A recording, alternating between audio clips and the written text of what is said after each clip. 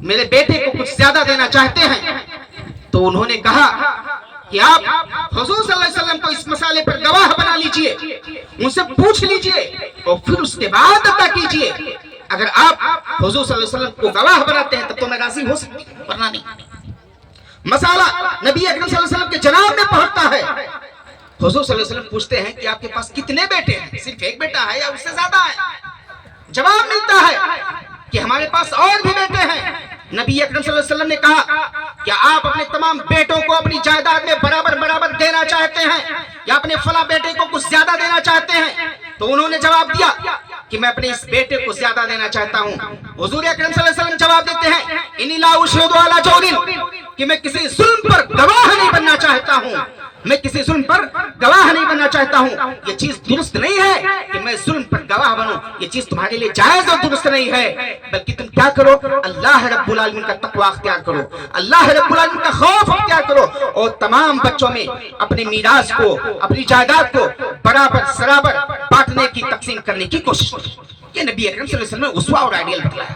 ایسے ہی جناب ماعز بن مالک اسلمی رضی اللہ تعالیٰ عنہ کا واقعہ ہے۔ ماعز بن مالک اسلمی رضی اللہ تعالیٰ عنہ ایک جلیل القدر صحابی حضور اکرم صلی اللہ علیہ وسلم کے جناب میں پہنچتے ہیں اور کہتے ہیں طہرنی یا رسول اللہ، طہرنی یا رسول اللہ۔ کیا مطلب ہے؟ کہتے ہیں اے اللہ کے رسول، اے پیارے حبیب، مجھے پاک کر دیجئے۔ جب ان کے دل میں اللہ رب العالمین کا خوف آتا ہے، اللہ رب العالمین کا تقوی پہنچتا ہے، اللہ رب العالمین کا ڈر ان کے دل میں جب پیوست ہوتا ہے، دوڑے حضور کے پاس آ رہے ہیں اور کہتے ہیں طہرنی یا رسول اللہ، کہ اللہ کے رسول مجھے پاک کر دیجئے۔ نبی اکرم صلی اللہ علیہ وسلم ہے اپنا چہرہ پھیر لے رہے ہیں اور کہتے ہیں جاؤ اور توبہ کرو، اذهب واستغفر لذنبك وتب الیہ، جاؤ اللہ رب العالمین کے جناب میں توبہ اور استغفار کرو، جو کچھ آپ نے کیا ہے اللہ رب العالمین کے جناب میں پیش کر کے اللہ رب العالمین سے معافی مانگو۔ جناب ماعز بن مالک اسلمی رضی اللہ تعالیٰ عنہ یہ واپس ہو جاتے ہیں۔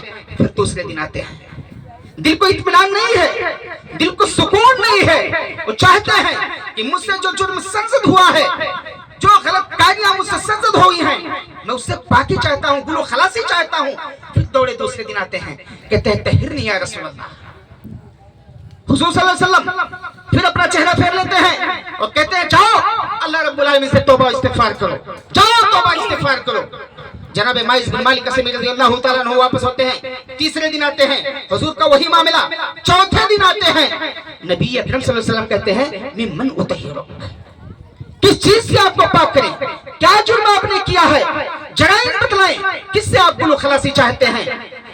جناب ماعز بن مالک اسلمی رضی اللہ تعالیٰ عنہ کہتے ہیں زنیت یا رسول اللہ، اے اللہ کے رسول، اے پیارے حبیب، میں نے زنا کر لیا ہے، مجھ سے زنا کا صدور ہو گیا ہے، مجھ سے غلط کاریاں سرزد ہو گئی ہیں، مجھ سے بدکاریاں سرزد ہو گئی ہیں۔ اے اللہ کے حبیب، اے پیارے رسول، میں اس جرم کی سزا اس دنیا کے اندر چاہتا ہوں، کیونکہ آخرت کی سزا اس دنیا کی سزاؤں سے کئی گنا زیادہ عظیم ہے، میں وہ سزا نہیں چاہتا ہوں، آپ دنیا کے اندر مجھے پاک کر دیجئے۔